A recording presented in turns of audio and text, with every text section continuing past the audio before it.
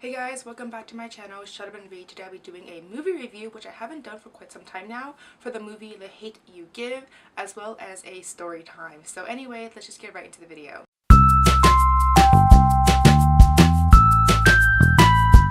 Alright, so just a little disclaimer before I jump into everything. I just woke up about half an hour, 45 minutes ago, so if I look a little sleepy, if I look disoriented, it's because I literally just woke up and I'm trying to film a few videos before I had to leave for the day. So yeah, I haven't filmed the morning before, like early morning before, but this is a first and I'm really tired. So anyways, let's start off with the story time first.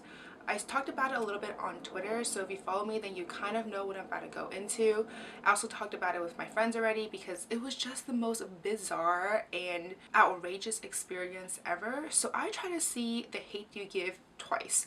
I went there once on Thursday, so it's been a few days now, but at this point that I'm filming it, it's been like 4 days, so I'm trying to refresh my memory in terms of what actually happened and recount my experience as to what happened that night, because that was just completely bonkers as to what happened. So I went to see the movie the first time on Thursday, and I went to the Regal Cinema in Brooklyn, and so I went there and everything was fine. I got there maybe a few minutes into the previews, so I still had a good 15 minutes of previews left. So I sat down, watched the previews, enjoyed my cookie because I had a cookie, and then the movie started. At which point maybe we were about like a minute in, something like that, and this group of guys, maybe 4 or 5 guys, walked in, and they're on the other side of the theater closer to the exit. So I was sitting in the middle slash left side of the screen, and the exit was on the bottom and it was on the right side of where I was sitting.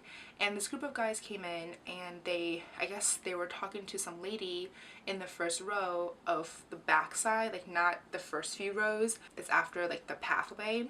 And they spoke to her about how she was sitting in their seats, because apparently those guys, like those were their seats, and the lady as well as her, she also had like children. I think there was like 3 or 4 children, and they were not like old children, they were like maybe 5 or 6, maximum 8 years old.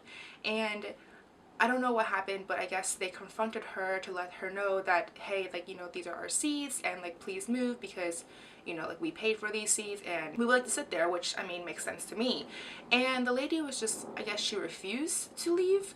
And I wasn't really paying attention too much at this point because they weren't speaking incredibly loud, but the lady was speaking at a normal volume instead of trying to be quiet, because the movie had already started at this point. It's been a few minutes into the movies, by the way, and I guess they discuss some more, and then all of a sudden we all hear her say, "Oh, is there assigned seating?"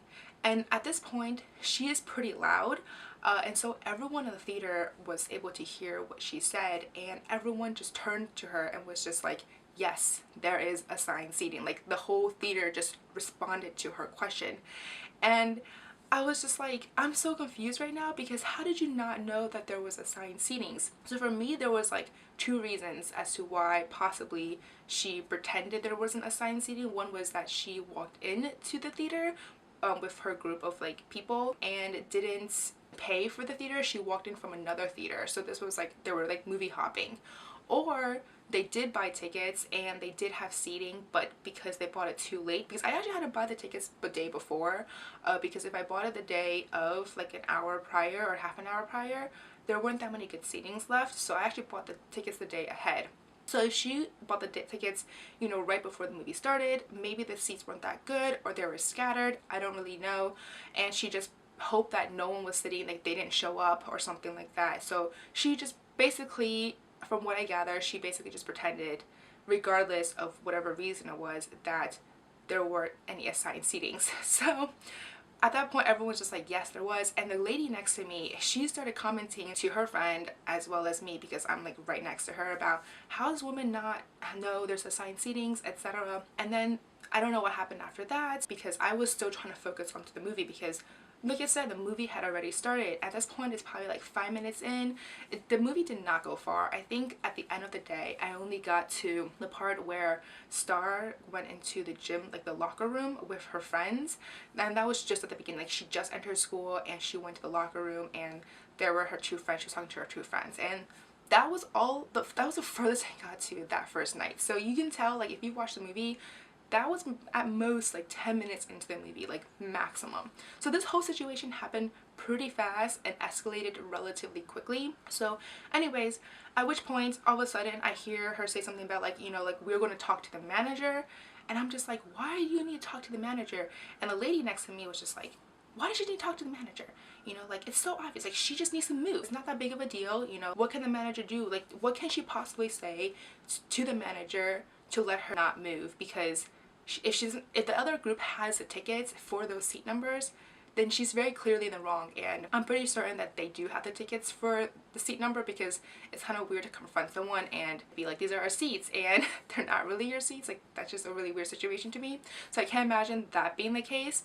So I don't understand either as to like why she want to talk to the manager. What reasoning could she possibly have? And then at this point, people are also commenting, like this one guy in the back just shouted out to her, just like, there are other seats in this theater, you know, like this is a theater full of seats. Just find another seat. I don't know if he was talking to the lady and her kids, or if he was talking to the group of guys. I have no idea, because that statement could be applicable to both parties. And I'm just sitting there like, I don't know what's going on. People were also telling her to just be quiet because the movie had already started, and she did not want to do so. And I think her kid also tried to leave, and she basically shouted at the kid to get back there and sit down right now. And I don't know why. We were just like, what's going on? And then the manager came. I don't really remember him coming actually, because I was still trying to like concentrate on the movie here. And at this point, shouting started to ensue. I don't know what escalated to that point, but all of a sudden I hear that they're both like standing up at this point, and the lady, she turns around and she just literally shouted at this group behind her about how she was going to slit that girl's throat. Like, she literally said that. And then I was just like, whoa, like what is going on here? Like, the entire theater at this point is like very shocked, because she screamed that out. And the girl in front of me, I swear she was like in high school. She was like no more than 15 years old. She got up extremely angry, and she was like, whose throat are you about to slit? And she was about to like rampage over there, and the guy next to her grabbed her to try to restrain her, because he didn't want her to get into the fight or whatever. And I guess when he restrained her, like she accidentally dropped her Coke or something, and it got all over her. And so she was just like, oh my god, like I have to leave now. I have to like get some paper because there's Coke everywhere. The seat is like completely soaked, etc. And so she kind of like left the area at that point. And so anyway, going back to like the lady and that other parties and whatever. So it turns out that the reason why the group of guys was adamant about sitting there was because they were actually with the row behind the lady. Hence why that lady shouted at the girl and like threatened her, because they got into the argument as well, because they were in the same party. They were in the same group together, and that's why they wanted to sit together, because I guess it was a pretty large group that they booked tickets for both rows. And because they don't want to, like, it makes sense, they don't want to scatter themselves into one row when they can just book like maybe 5 or 6 seats in each row and then just be kind of closer together. So I guess that's why they were pretty adamant about sitting there, because they want to sit with their friends, which makes perfect sense to me. And then at this point, I believe the lights were turned on and everyone was just straight up watching what was going on. I saw some people starting to leave, and I was debating if I should leave as well. But the thing is, they were right at the exit, and I didn't know like how to leave without going through that group. So I tried to stay for a few more minutes to see if this will play out like a little better and if it will resolve relatively easier. That did not happen, because next thing I know, the girl in the second row, I guess the girl that was threatened, tossed her huge cup of soda onto that lady's face. Like, I still remember exactly that scene. She like tossed it right into her. It went right onto her face, and there's this huge arc of soda that went over the walking pathway. And I was like, oh my god. And then that lady did not miss a beat, because she threw her own cup of very large soda back up. And at that point, I got up. Like, half the theater got up to actually just leave the theater, because I was like, okay, it has now escalated to this point. There's like no return in terms of having it resolved quietly. Actually, I should have done that like as soon as she threatened it, but you know, I was just like, I don't know, because at this, like, I hadn't resolved it to anything physical yet, I guess is what it was. So As soon as that happened, I got up, the ladies around me got up, half the theater got up, and I tried to leave, except that, like I said, they were right at the exit. So I was just sitting there kind of thinking like, okay, how do I get around here? Like, how do I maneuver around this craziness? Because at this point, when I got to that area, I guess someone in the second party, the one with like the second row, this other girl, not the girl who threw the soda, was crying. Like, she was sobbing. And the girl who did throw the soda was being restrained by her friend or something. And she was just very upset about the fact that, like, you know, we're all just here to watch a movie. Why did this happen? Why did it escalate to this point that, like, we can't even enjoy a movie? And I was just like, yeah, that's kind of what happened. Like, what happened here? I just can't imagine that this had happened. Like, this was just complete. I was just like in a state of shock, to be honest. And then like this other guy was restraining this other guy and telling him to like breathe and like calm down, and he needs to like be calm. And like, because they were about to go like at each other, like, for sure. I have no idea. I don't even know if that lady was just with a group of kids or if she had some other people in her like party. I have no idea, because I just know that she was talking to the kids, but she might have easily had like another 1 or 2 adults in her party. So I have no idea what happened at this point, like what was going on. So I was trying to leave, at which point I finally saw some sort of way out. So I finally was like, excuse me. And then I guess this security guy who was there was a security guy. I don't know what he was doing, to be honest, because he didn't do anything. He was just standing there, and I was like, I mean, he had a uniform on, so I thought he was actually the cops, but he wasn't doing anything. So I don't know, like, what was his role in this whole situation? Why didn't he stop them somehow? I have no idea. The manager was also there. They did not do anything in terms of what I could see. So I was able to just say excuse me and just like walk out of the theater, and then I went downstairs to get a refund, at which point I met the girls that were sitting next to me. I don't know how they got there before me. They were just like, oh, we went through an emergency exit. I'm like, where was this emergency exit? How did I not see this? And I had to go through this like ridiculous exit, which was such a nuisance, by the way. And so that was crazy. And so I got there at the box office, and the line was massive. Like, I was thankfully, I got there early enough that I was second or the third person in line to get a refund. The person in front of me, the group in front of me, were the 2 girls who were sitting next to me. And then once I saw them, I was like, oh my god, like, you know, like, weren't you just sitting next to me? They're like, yeah, like, you were sitting next to me, like, I can't believe this happened. And I was like, yeah, like, I just can't believe this happened for this movie.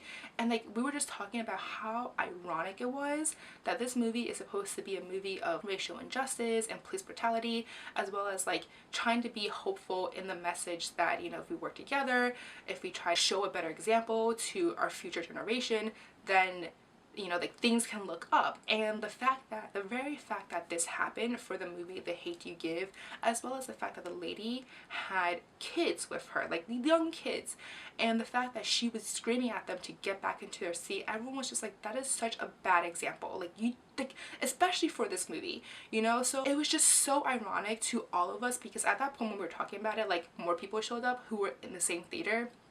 We were just discussing about how ironic it was that this happened, and it was just so, like, I just can't imagine it. And then when I was talking to my roommates when I got home, everyone's like first response to the children's part was just like, that is the worst example. And I was like, yes. And that's what this movie like kind of represented, like, at the end of the day, that the way how we show our future kids and like generations is how this society will change. And the fact that she did that, I was just like, oh my god, like, how ironic is this? Like, so that was it. Like, I just went home after that, and I ended up going to the movies the next day, because I was actually going to go see A Star Is Born, the one with Lady Gaga, but I decided to cancel that one and just go back and watch The Hate You Give at a different movie theater. So anyway, that was my story for The Hate You Give. So moving on to the second half of this video, which is the actual movie review, I'm not going to really talk about the book in terms of contrasting it as much and comparing between the two, because I read the book about a year ago and I don't remember exactly how everything played out. I just remember the big plot lines. That was it. So in terms of that area, the movie actually followed it relatively well from what I remember. Like, the biggest stuff that happened in the book also happened in the movie, so for that, it was fine, and I absolutely love the movie. So the movie as well as the book is mostly a response to the Black Lives Matter movement. It talks about like racial injustice and police brutality, and specifically it follows a girl called Star who lives in a relatively rough or poor neighborhood, but she goes to school at this very suburban fancy prep school. So she has these two versions of herself, like Star version 2, which is the version that she uses at school, as well as like the version that she uses at home, and these two worlds never mesh up. They're very distinct, they're very separate, and she does not want these two worlds to ever collide ever. And then one day she goes to a party in her neighborhood with her friend, and she ends up meeting this very old friend of hers that she hasn't seen for a while, but they were incredibly close growing up, and he ends up driving her home from this party.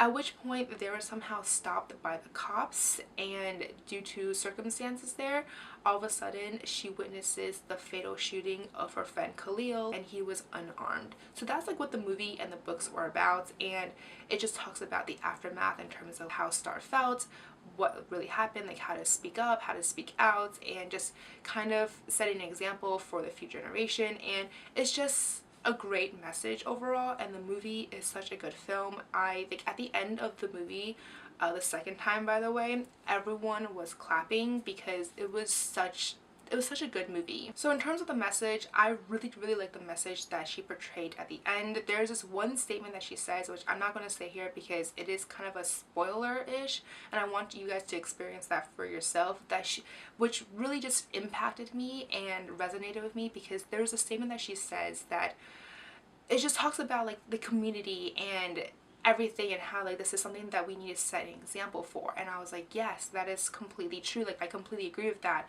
So the message that was portrayed overall was fantastic, and that sentence, that one statement that she said at the end, really hit home for a lot of us. And then in terms of the characters and the relationships, I actually absolutely love Star's character. She was so wonderfully portrayed in the movie as well as in the book. In my K-pop book tag video, I actually picked her as my favorite protagonist, and I'm glad that this still applies in the movie as well. I also really love the interaction she had with her family, specifically her dad. You can really tell how much he cared and loved his children, and there was that one scene after the restaurant when he was just telling her, like, you know, you need to speak out, you need to speak up, you know, there's a reason why I named you Star. And I was just like, oh my god, like it was just so emotionally connecting to a ton of us, because a lot of people were clapping, I saw a lot of nodding going on, and it was just such a powerful scene as well. Actually, there was a lot of powerful scenes in this film. The one thing that I do wish was portrayed a little bit more was her relationship and her friendship with Maya. So her friendship with Haley was very well portrayed. A lot of the main points in the book, from what I remember, was also portrayed in the film.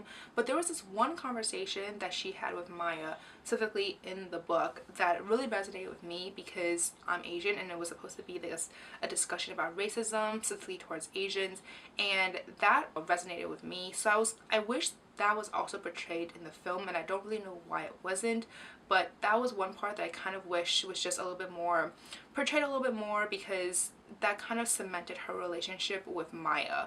But in the movie that didn't really happen, so when they end up still becoming friends together, there wasn't actually like a reason why they were still friends. It was just more like a default thing, like, okay, well, I'm not friends with Haley anymore, so I guess I'm still friends with you because you did nothing wrong. Whereas in the book, that was showcased very differently. At least that was my impression of it. So I just wish that friendship was portrayed a little bit more differently in the movie. Another aspect that I really enjoy was that, even though I discussed earlier about there are just so many powerful scenes in the movie and that they were very serious and very real, but the thing is there were also some lighthearted moments and some funny moments as well, specifically between Star and her family, which I really liked, because isn't that what life is about? Because like it's actually a true portrayal of life, that there are some funny moments, there are some serious moments, and then there are also the happy moments, you know.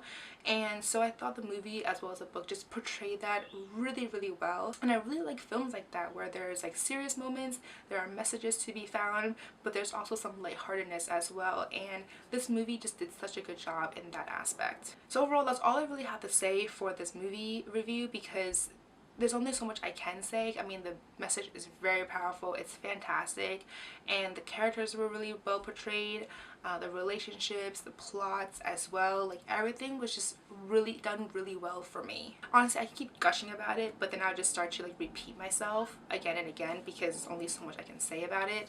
But if you have not watched the movie, definitely go watch the movie. So that's all to say for this movie review. Let me know in the comments below if you have watched the movie or you've read the book. Let me know what you think about it. If you agree with some of the statements that I've said here. If you don't agree with some of the statements I said here, let me know down below. I'm very curious to see all of your thoughts and opinions. But anyways, that's all to say for this video. If you like this video, please do give me a thumbs up and subscribe down below. Don't forget to follow me on Twitter, Facebook, and Instagram. That's it for today, guys. Thank you. Bye.